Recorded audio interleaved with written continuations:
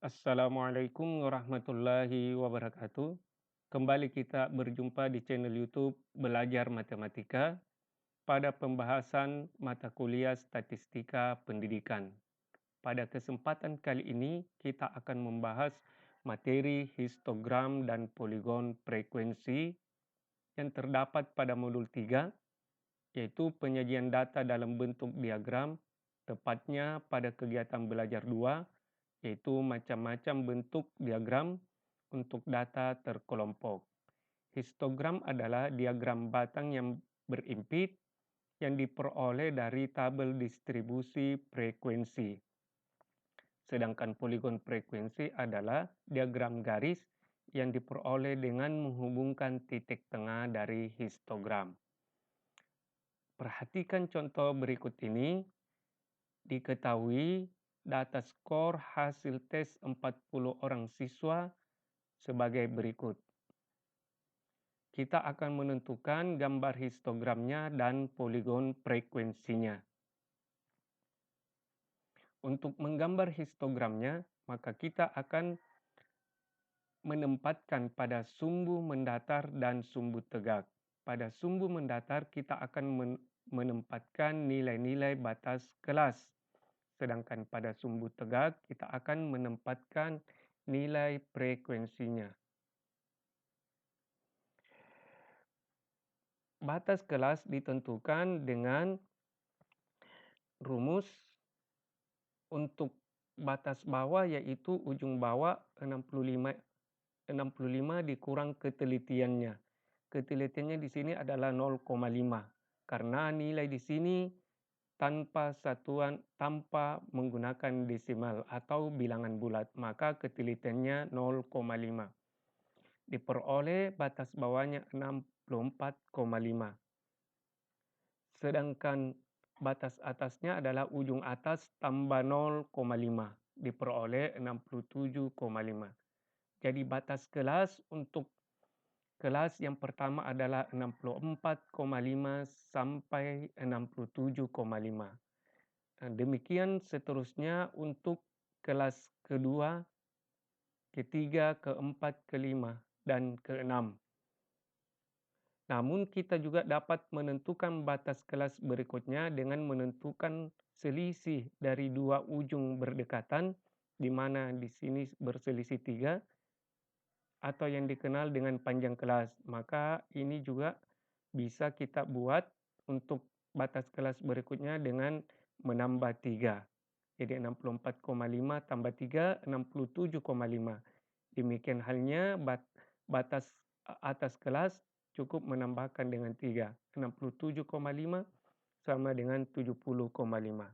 Selanjutnya, nilai batas kelas ini kita tempatkan pada sumbu mendatar. Pastikan di sini skala yang kita gunakan sama, jarak dari tiap batas kelas itu sama. 73,5, 76,5, 79,5, sampai 82,5. Selanjutnya untuk batang yang pertama yaitu 64,5 sampai 67,5. 64,5 sampai 67,5 kita buat batang dengan frekuensinya 3. Frekuensinya 3. Jadi tinggi batang ini menunjukkan besar frekuensi dari batas kelas untuk kelas yang pertama. Selanjutnya untuk kelas kedua, perhatikan angka 67,5. Dia merupakan batas atas dari kelas pertama, tetapi menjadi batas bawah dari kelas kedua. Sehingga 67,5 ini berimpit, merupakan batas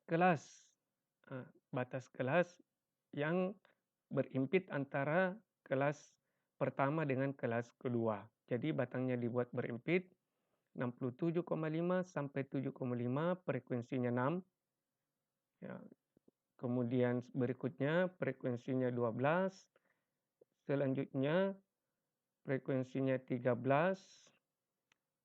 berikutnya 76,5 sampai 79,5, frekuensinya 4, dan yang terakhir 79,5 sampai 82,5 frekuensinya sama dengan 2. Jadi pastikan juga panjang, skala dari frekuensinya ini sama, ya, sama, sehingga grafik yang diperoleh atau diagram yang diperoleh itu betul-betul mencerminkan keadaan dari data yang disajikan dalam tabel distribusi frekuensi.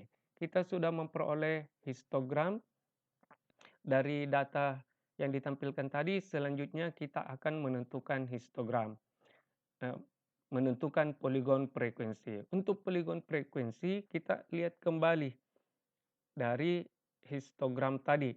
Selanjutnya, kita tentukan titik tengah dari tiap batang ini. Tentukan titik tengah, kita tandai dengan titik-titik dari pertengahan tiap batang dari histogram. Selanjutnya hubungkan dengan membuat garis-garis dari titik tengah ini mulai dari pertama sampai yang terakhir. Kemudian untuk ujung ini, ujung bawah dengan ujung atasnya cukup menarik garis ke bawah, sehingga memotong nilai dari batas kelas. Maka diagram garis ini yang kita peroleh inilah yang dinamakan dengan poligon frekuensi. Demikian pembahasan materi kita pada kesempatan kali ini, semoga bermanfaat. Assalamualaikum warahmatullahi wabarakatuh.